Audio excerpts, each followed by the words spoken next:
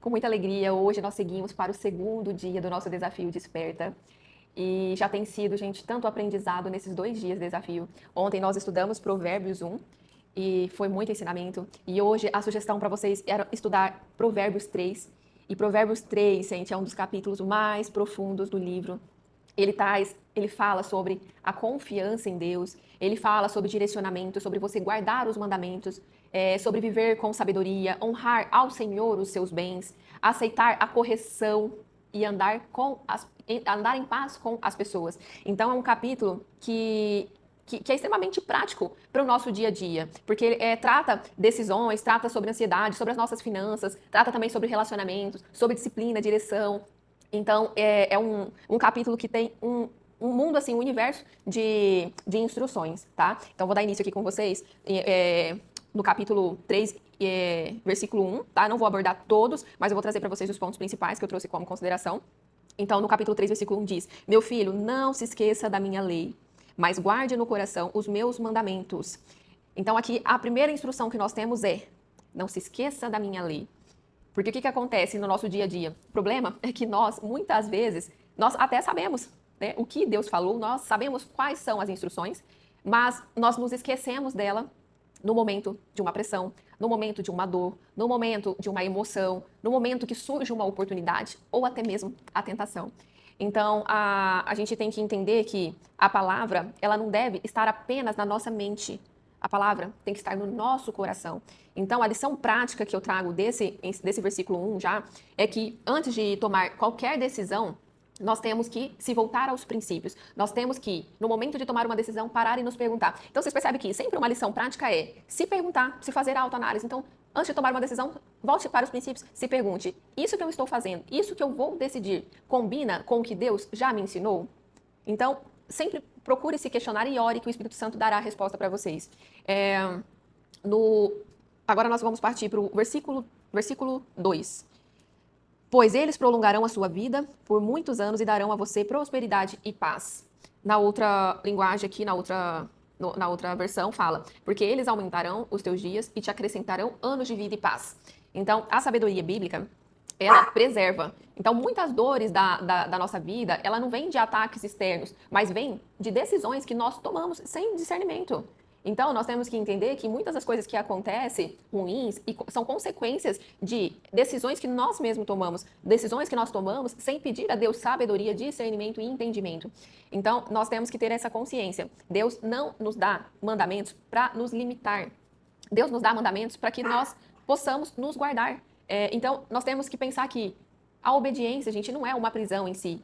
Tem pessoas que acham que viver a palavra, enxerga viver princípios como se fosse uma prisão, como se fosse algo, nossa, mas eu tenho que viver muito dentro de uma caixa, tenho que viver muito cheio de regras, mas não é.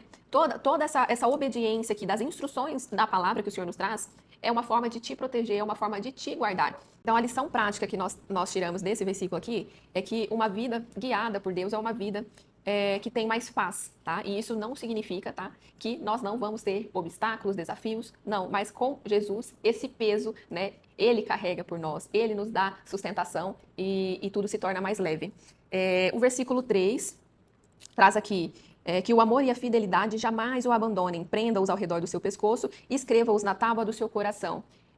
Na outra versão fala: não te desamparem a benignidade e a fidelidade. Então aqui nós vemos que existem duas virtudes que são fundamentais, que é a benignidade, que é a misericórdia. Então, tratar as pessoas com graça, gente, tratar as pessoas com amor. E a outra virtude é a verdade, a fidelidade. Então, são coisas distintas. Verdade e fidelidade é viver, né, uma vida com integridade. Então, não adianta de nada uma pessoa ser amorosa, né, ser misericordiosa e não ser verdadeira. Então, não adianta ser amorosa sem uma verdade. Assim como não adianta ser verdadeira, ser leal, ser fiel, sem também existir amor. Então, é muito importante que vocês enxerguem a necessidade de cumprir, né, essas duas virtudes que são fundamentais. Outro ponto aqui que eu trouxe de consideração é que a mulher sábia, ela não usa a verdade como uma arma e nem usa a bondade como desculpa para aceitar tudo.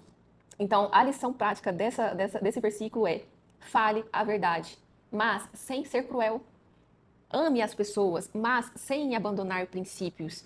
Então, Tem pessoas que falam a verdade a qualquer custo. Ah, eu sou verdadeira, por isso que eu tô falando a verdade. E não é a qualquer custo, tá? Então, sejam verdadeiras, mas não sejam cruéis. Pensam antes de falar qualquer coisa que não vai edificar a vida do outro. E ame as pessoas, gente, genuinamente, sem deixar de viver os princípios aqui estabelecidos por Deus. Outro ponto é o versículo 5. Confie no Senhor de todo o seu coração e não se apoie em seu próprio entendimento. Esse aqui é forte, gente. Eu acho esse aqui muito forte. Esse aqui é o coração do capítulo. Porque confiar em Deus, confiar no Senhor, é algo que muitas pessoas falam. Porém, muitas vezes é apenas da boca para fora. Então, confiar em Deus não é apenas dizer eu creio. Confiar em Deus é entregar o controle. Isso é difícil, né? É muito difícil.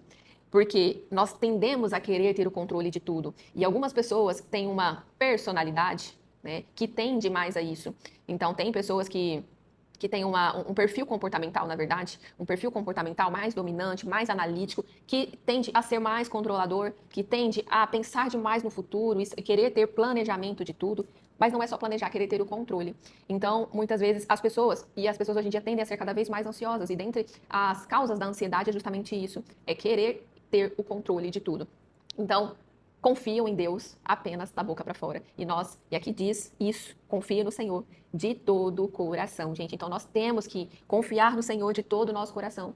E não apenas dizer, eu creio no Senhor. Vamos entregar a Ele o controle de tudo. Vamos, de fato, confiar nele e não nos apoiar nos nossos próprios entendimentos. E isso, quando eu falo, não significa dizer que não devemos pensar, como eu falei, planejar ou agir com responsabilidade. Eu penso, até porque eu tenho esse perfil comportamental muito planejador, eu penso que nós devemos sim ter responsabilidade de planejarmos, né, o nosso futuro. Devemos viver mais o presente, mas devemos planejar sim o nosso futuro. Porém, não significa dizer que nós devemos ocupar o lugar de Deus, tá? O controle de tudo é lugar de Deus, não é nosso.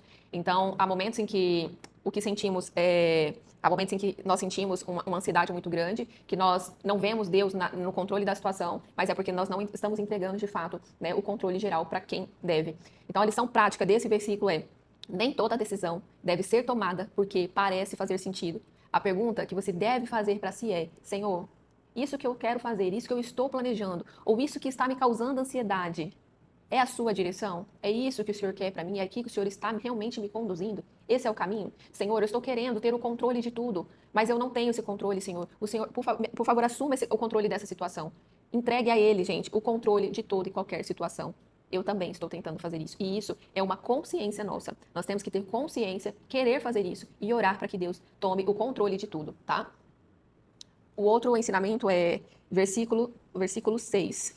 Diz: reconheça o Senhor em todos os seus caminhos e Ele endireitará as tuas veredas. Então, reconhecer a Deus é incluí-lo na sua vida, incluí-lo em todos os seus planejamentos, incluí-lo em todos os seus caminhos. E quando eu falo isso, gente, reconhecer a Deus e incluir Ele na sua vida, eu não estou falando de religiosidade, que é o que muitos de nós vivemos. Não estou falando para reconhecer Deus apenas dentro da igreja, na oração da manhã, mas é incluir Deus em todos os momentos. Nos seus negócios, nas conversas do dia a dia, no seu casamento, nas suas finanças. Então, nos seus pensamentos também, tá? Então, é incluir realmente Deus, é reconhecer Deus em todos os momentos da sua vida, tá? Outro ponto importante é o versículo 7. Não seja sábio aos seus próprios olhos, tema o Senhor e evite o mal. Não seja sábio aos seus próprios olhos, tema o Senhor e evite o mal. Então, esse versículo confronta muito o orgulho. E existe um perigo espiritual em achar que nós já sabemos de tudo, que não precisamos de conselho nenhum. Ainda mais hoje, né, que todo mundo é o dono da razão. Então, muitas vezes, né, as pessoas acham que a sua única experiência, a sua única vontade é o suficiente. E a sabedoria, e ela começa quando nós reconhecemos, né, a nossa dependência de Deus. Então, desconfie de decisões que forem tomadas com orgulho. Desconfie de decisões que forem tomadas com pressa. Outro versículo muito importante é o 11. Meu filho, não despreza a disciplina do Senhor, nem se magoe com a sua repreensão. Então, esse versículo diz sobre repreensão, o quanto é importante, gente, nós sermos repreendidos e termos consciência de que nem toda correção é uma punição, é uma correção feita com cuidado, com amor. Deus nos corrige, Deus nos disciplina porque ama, assim como quem é mãe e pai faz com teus filhos, né? Então, é muito importante a gente entender que a disciplina, ela não vem para nos destruir, mas sim para nos alinharmos. Então, a lição desse versículo é que quando Deus confronta algo em você, ele você não deve endurecer o seu coração. Você deve estar com o coração ensinado, como eu já falei aqui, porque a correção também é uma prova, né, de filiação, que nós somos filhos e ele é o pai, tá? O versículo 15 diz, o versículo 23 diz assim: então você seguirá o seu caminho em segurança e não tropeçará. A sabedoria, ela não promete uma vida sem lutas, eu já disse aqui, mas promete um direcionamento, uma direção. Então, quem anda com Deus, né, enfrenta também dias difíceis, lutas, mas a diferença é que não caminha perdido, caminha de uma forma mais leve também, porque está, né, seguro ao lado do Pai. Então, a paz, ela não vem de ter todas as respostas, mas vem de caminhar, né, de confiar, na verdade, em quem guia ali o seu caminho, que é, obviamente, o nosso precioso Deus. Outro versículo muito importante é o versículo que eu trouxe aqui, 31, que diz, no 31, que diz: não tenha inveja de quem é violento, nem adote nenhum dos seus procedimentos. Às vezes parece, né, e eu já vi pessoas falando isso, nossa, mas aquela pessoa avançou tão rápido, nossa, mas aquela pessoa é tão errada, aquela pessoa não cumpre nenhum princípio e tem a vida tão próspera, tem uma vida tão abundante, sem problemas, né? Muitas das pessoas, as pessoas enxergam isso, mas às vezes parece que quem vive sem princípios avança mais rápido, mas Provérbios nos ensina que todo crescimento, que nem todo crescimento, na verdade, é aprovação de Deus. Então, não tenha, gente, inveja de quem vai por atalhos. Não tenha inveja, não admire conquistas que são sem caráter, sem cumprimento das instruções que a gente está aqui lendo, sem o cumprimento de princípios. Não desejem o resultado de pessoas que tiveram as suas almas corrompidas, as suas almas destruídas. Então, é muito melhor nós crescermos em Deus no tempo certo do que conquistar algo que seja fora da vontade dele. Então, sempre lembre disso quando você se comparar. Sempre lembre disso quando você sentir dentro de si um sentimento de inveja, um sentimento de comparação. Então, não sinta inveja de pessoas que façam isso, de pessoas que não cumprem princípios, de pessoas que não cumprem os mandamentos de Deus. E não sintam inveja de quem quer que seja. Admire, modele, espelha quem vive princípios e valores, mas não sintam inveja, tá? Então, resumindo, gente, as lições práticas de Provérbio 3 para hoje. Inclua Deus em todas as áreas da sua vida, não apenas a espiritual. Confie em Deus mais do que o seu próprio entendimento, mais do que a sua lógica. Honre a Deus também nas suas finanças, nos seus bens. Não trouxe tudo detalhado aqui, porque são muitas lições e direcionamento. Não dá para eu ler ponto a ponto dos versículos com vocês, mas eu trouxe aqui todos os meus apontamentos que eu considerei importante para trazer para vocês. Busquem sabedoria antes de buscar crescimento. Hoje estamos vivendo um mundo muito imediatista, um mundo muito acelerado, em que todo mundo quer ter muita coisa, em que todo mundo quer ter muito resultado. Mas não façam isso por atalhos, não façam isso descumprindo princípios. Lembre-se sempre, busquem primeiro a sabedoria antes de buscar qualquer crescimento, tá? Não inveje as pessoas que prosperam também sem cumprir princípios. E outra, faça o bem enquanto está em suas mãos. Nós devemos, gente, viver a nossa vida, né, amando as pessoas, fazendo bem às pessoas, amar ao outro, amar ao próximo, amar ao seu irmão, é um dos principais mandamentos de Deus. Então, nós devemos honrar isso, tá? Então, é isso que eu tenho para trazer para vocês hoje.